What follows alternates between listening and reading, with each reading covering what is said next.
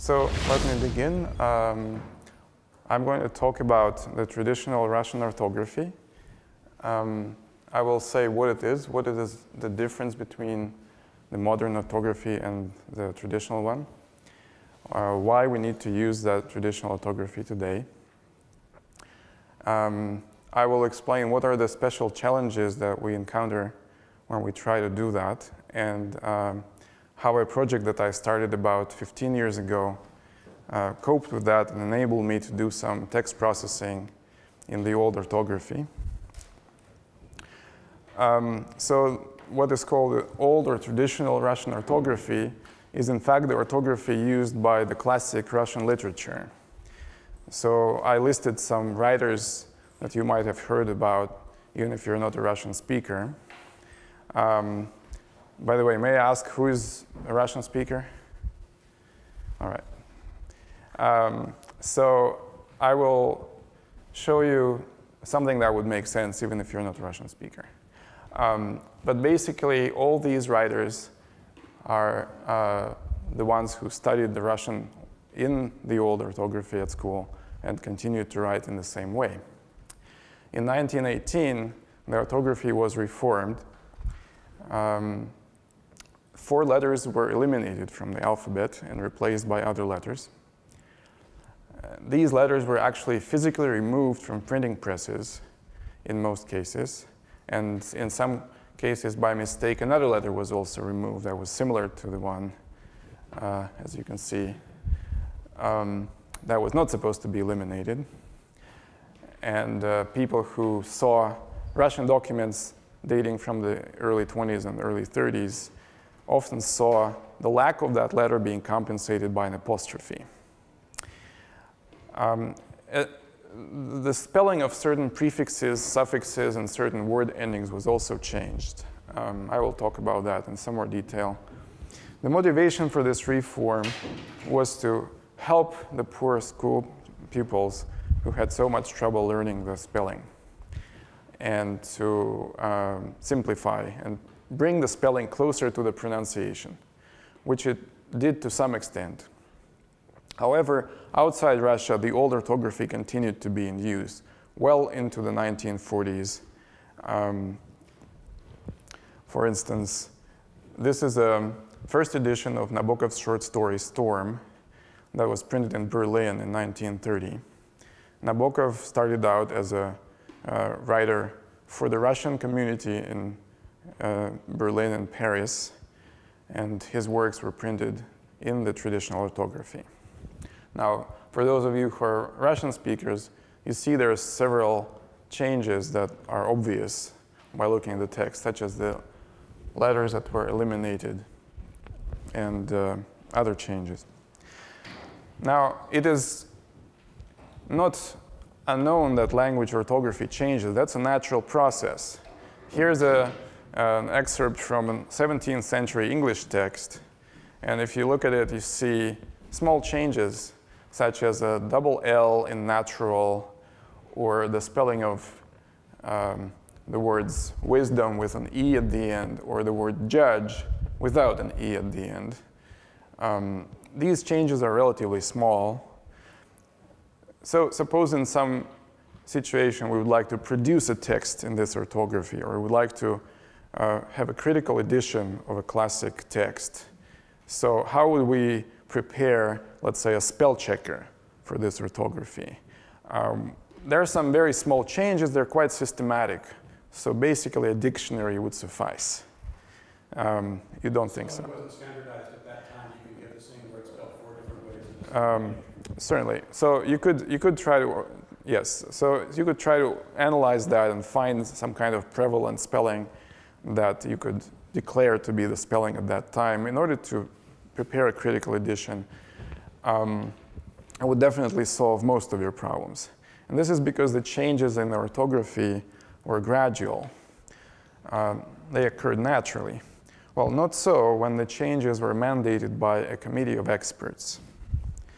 In order to give you a flavor of what kind of changes there were, I prepared here an imaginary proposal for reform of the English spelling that would be similar in detail to what happened to the Russian orthography. So let's first of all omit the silent E in word endings. And then we'll replace other vowels so that spelling is simplified. So for instance, instead of maid, we just spell M-A-I-D. And instead of some, S-O-M-E, we spell S-U-M. That's just simpler. And we eliminate the E whenever it's not pronounced. Then we replace the letters C, X, and Y by K, S, and I, according to pronunciation. So let's just replace all that. So instead of hence, you would write hence with an S. And instead of played, you would write P-L-A-I-D. So let's make this change in order to simplify the spelling. And of course, we physically remove the letters C, X, and Y from computer keyboards. These letters are undesirable, and we attach political significance to their removal so that nobody can object. So now you see what kind of problems will be created right away by this kind of reform. The words that previously differed in spelling now don't. And you have to know how to pronounce them out of context, such as played or hence, made, and so on.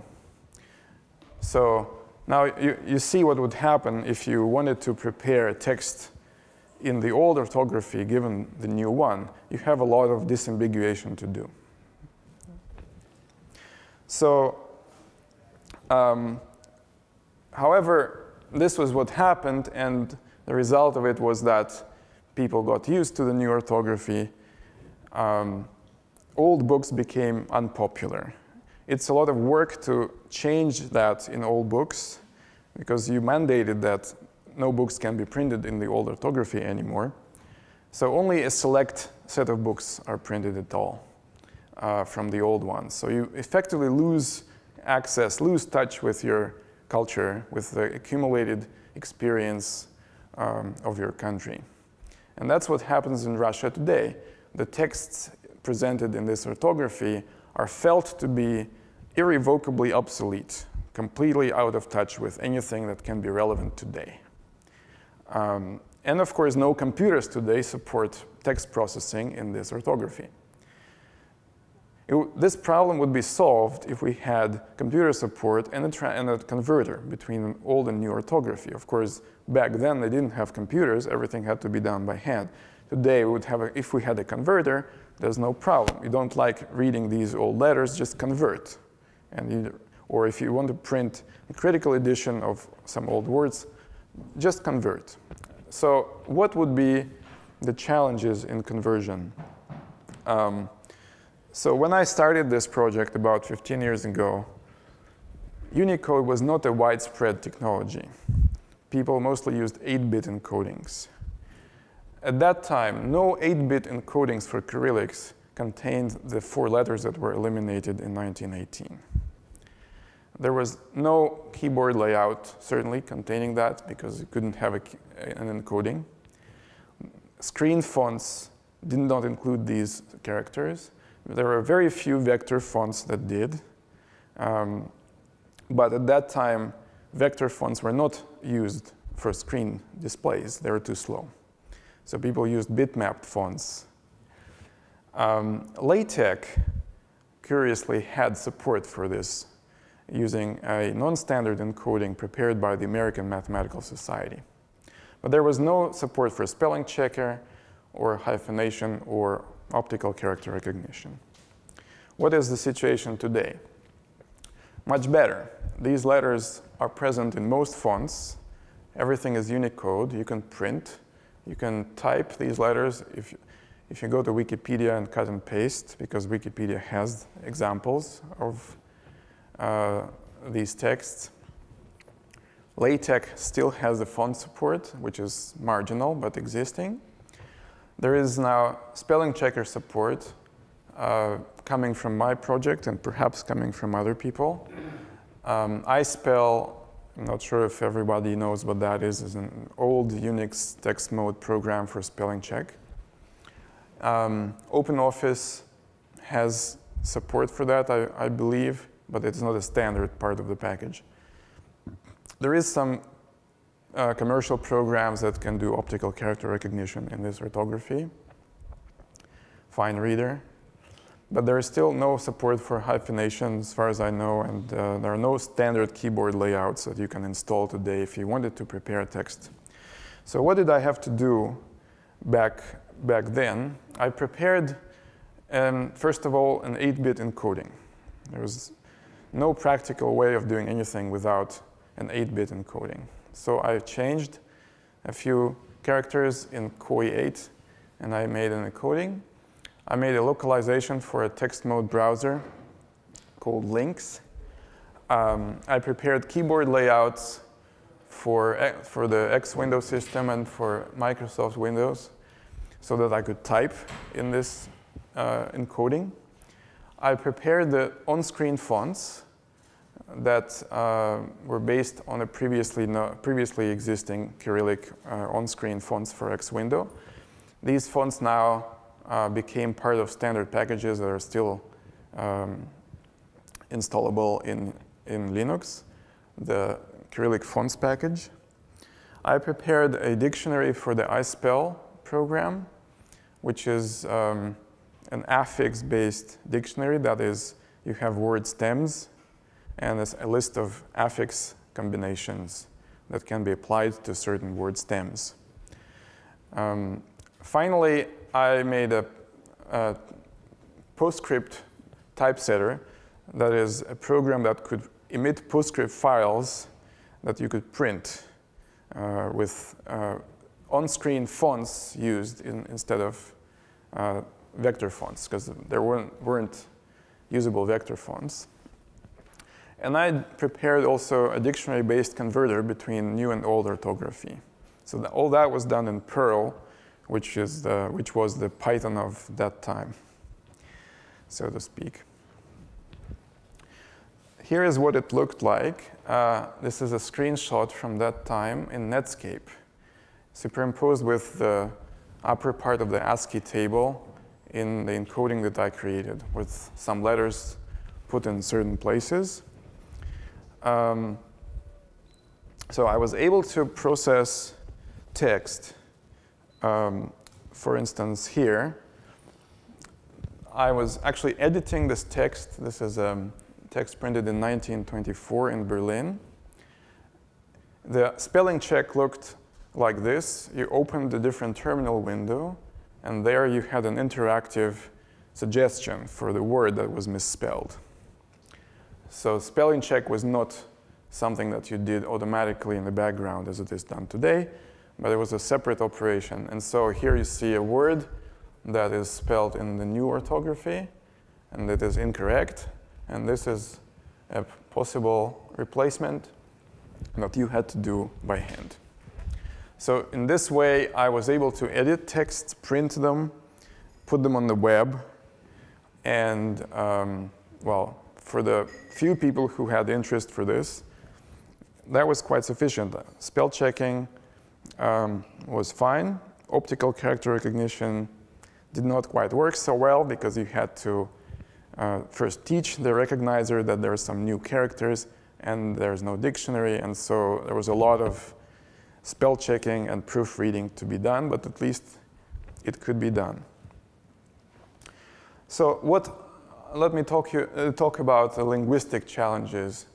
The basic problem with the transition between the traditional orthography and the modern one is that there are many changes that created ambiguities. These changes, for example, made certain words homographs, that is, words that are written in the same way but pronounced differently. Just like the example I gave you on the other slide, when you write made with M-A-I-D, that creates an ambiguity that didn't exist before in the language. And so a lot of these examples now had to be disambiguated in some way. There are some words that became actually homonyms, that is, words spelled in the same way and pronounced in the same way, but meaning different things. and there used to be not spelled in the same way. So these are some examples where you have to introduce the letter that was eliminated in some cases, but not in all cases. So you have to know when this needs to be done. And these words are not necessarily different parts of speech. They're sometimes different parts of speech, but not always. So restoring old letters in other places is less problematic. It can be done by dictionary. For instance, the letter theta corresponds to the places where the word of Greek origin would have a theta in it. This is quite typical. Like the word orthography itself must use the letter that was eliminated. And there are some examples like this where you replace the suffix, you replace the root of the word, and you just use a dictionary. So what I was able to do is mostly this kind of replacement that is dictionary based. Because at that time there was not a very easy way of getting a part of speech tagger or disambiguation based on semantics. However, it is not always sufficient to identify parts of speech. In some cases it is. In other cases you have to identify the grammatical forms because you insert this eliminated letter only in certain grammatical cases, but not in other grammatical cases. In other cases, it's even more difficult because you have to understand the meaning of the word. For example, the word for peace and for the world has become a homonym. This is the same part of speech, and it's not possible to disambiguate unless you know what the sentence is about. Similarly, the word for flying and for healing became a word that's spelled the same and pronounced the same. And so in order to disambiguate that, to convert to the old orthography, you have to guess the semantics of the word in a sentence. That was definitely beyond anything I could do. So I left that for the manual check, for the manual proofreading, giving examples. Sometimes you can get disambiguation based on pronunciation. So I'm pretty sure that today I could have done a much better job. My converter worked in some simple ways. It had no real disambiguation. It had a dictionary-based lookup with some heuristics. So here's an example of converting a poem that most Russian speakers would recognize to the new orthography. You see that you would have to insert a few things in select locations, and that is how I would expect this to work. Today, I'm hopeful that we'll have better support for custom keyboards in different operating systems. Used to be much easier. Now there's a trend of not allowing the users the freedom to install different keyboard layouts. Hyphenation dictionaries for LaTeX, for example, or for other typesetting systems is an outstanding problem that I was not able to solve by just hobbyist effort. Spelling dictionaries are available, but grammar checking is another thing that is not quite available today for many languages. That could be another project. And finally, an ambitious project would be a fully disambiguating converter that would use all our technologies today in natural language processing, the part of speech tagging, semantic guessing could be quite useful here. I'm pretty sure that results would be a lot better if I could use these technologies. So thank you very much for your attention, and I'll be happy to answer any questions.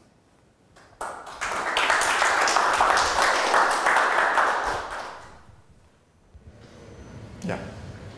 Have you thought of implementing some of that, or maybe some of that is already platform compatible as far as mobile platforms such as Android, iOS?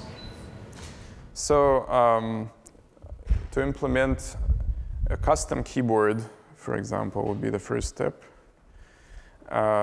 Most mobile platforms already implement full Unicode.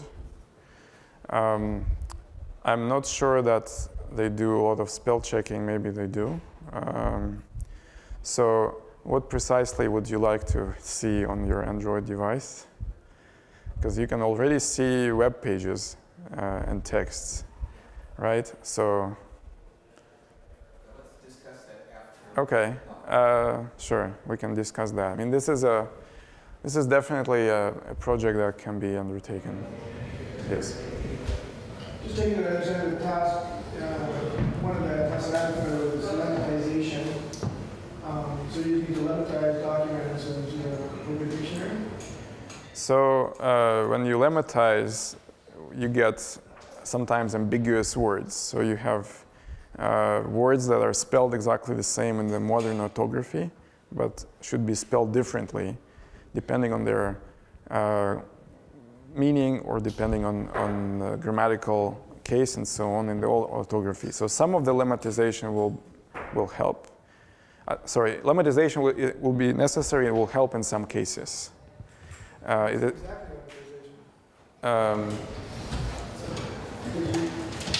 Depending on the dictionary, having forms of every word. Yes. But Using the dictionaries and complete. well, so you have a word that means different things. As a dictionary helps you to understand. And so when you lemmatize, do you get the one meaning that is actually used in the text? Or you just get one word stem that tells you what possible meanings it might have? So for example, if the words peace and world were the same word, would lemmatization help you distinguish them?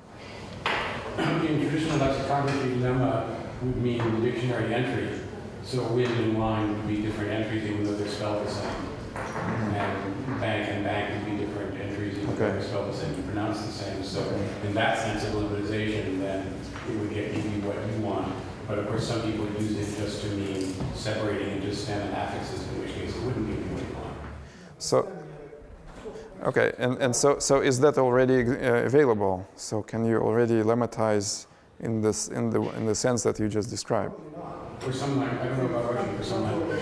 Russian, but this I can place it in NLP. Right. Well, so if you could, yes. So if you could lemmatize so fine-grainedly as to distinguish words that are spelled the same and pronounced the same but mean different things somehow, then certainly it would.